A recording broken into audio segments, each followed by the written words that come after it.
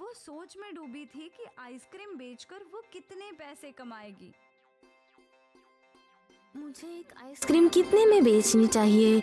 क्या सारी आइसक्रीम अलग अलग होंगी या एक जैसी? ये सारे ख्याल उसके दिमाग में घूम रहे थे। खैर सुबह हुई और माया दौड़ते हुए घर से बाहर आई और उसने अपने खेत देखे तो वहाँ कुछ भी उगा नहीं था। अरे ये क्या? वृक्षदेव ने तो कहा था कि वो जादुई बीज है, उनसे एक दिन में ही आइसक्रीम का पेड़ उग जाएगा, पर ऐसा कुछ नहीं हुआ। माया मायूस हो गई थी। रवि भी घर के बाहर आया और अब उसका भी मुंह लटक गया। माया ने रवि का हाथ थामा और उसे लेकर निकल गई। वो उसी वृक्ष के पास आई। वृक्षदेव, वृक्षदेव!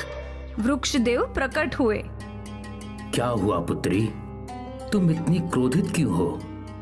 आपने कल मुझे जादुई आइसक्रीम के बीज दिए थे और कहा था कि एक ही दिन में वो उग जाएंगे, लेकिन उन बीजों में से तो कुछ नहीं होगा।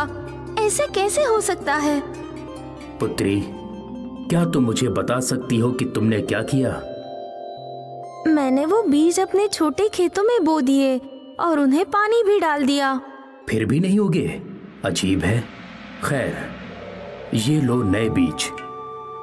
इस बार जरूर आइसक्रीम के पौधे उग जाएंगे। माया ने वो नई जादुई बीजें ली और वापस घर की ओर चल पड़ी। एक बार फिर उसने अपने आंगन में वो बीज बो दिए और उन पर पानी डाला और इंतजार करने लगी। अगली सुबह भी वहां कोई पौधा नहीं था। ये देखकर माया क्रोधित हो गई और गुस्से में वृक्ष देवता के पेड़ की ओर चली गई और पहुंचते ही रोने और चिल्लाने लगी। वृक्षदेव, आप मेरी गरीबी का ऐसा मजाक उड़ाएंगे ऐसा सोचा नहीं था। पुत्री, मैंने तुम्हारे साथ कोई मजाक नहीं किया। मैंने तुम्हारी मदद करने के लिए तुम्हें वो जादुई बीज दिए थे, क्योंकि तुम अपने बेटे को आइसक्रीम खिलाना चाहती थी। आपकी दी हुई बीज बोकर मैंने कितने सारे सपने देखे थे कि उन पर आइसक्रीम के पौधे उगेंगे। आइसक्रीम बेचकर मैं पैसे कमाऊंगी और अमीर बन जाऊंगी।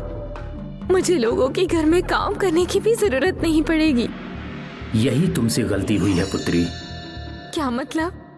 मतलब ये कि मैंने तुम्हें वो बीज तुम्हारे बेटे की इच्छा पूरी करने के लिए दिए थे, पर तुम्हारे मन में लालच पनप गया।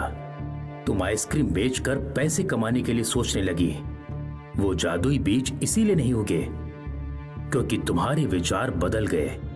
अगर तुम उसे अपने बेटे की इच्छा के लिए उगाती तो आज उनमें आइसक्रीम जरूर होती।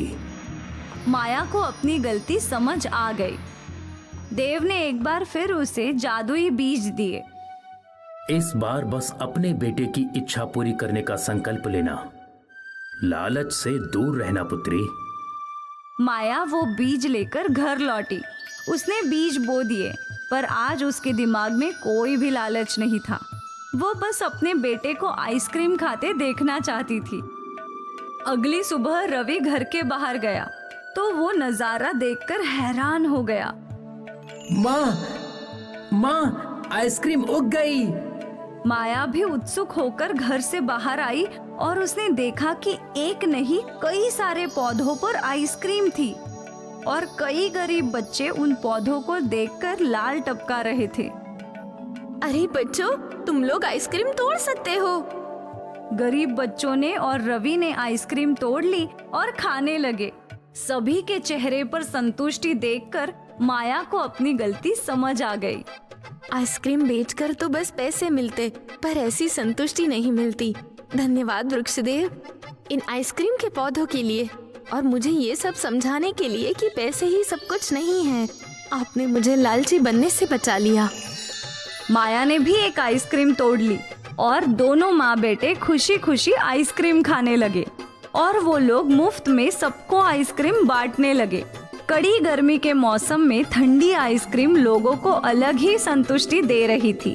माया वापस अपने काम पर लौट गई। आज वो भले ही गरीब रह गई, पर मन से वो बहुत अमीर हो गई। वो खुशियाँ बांटना सीख गई।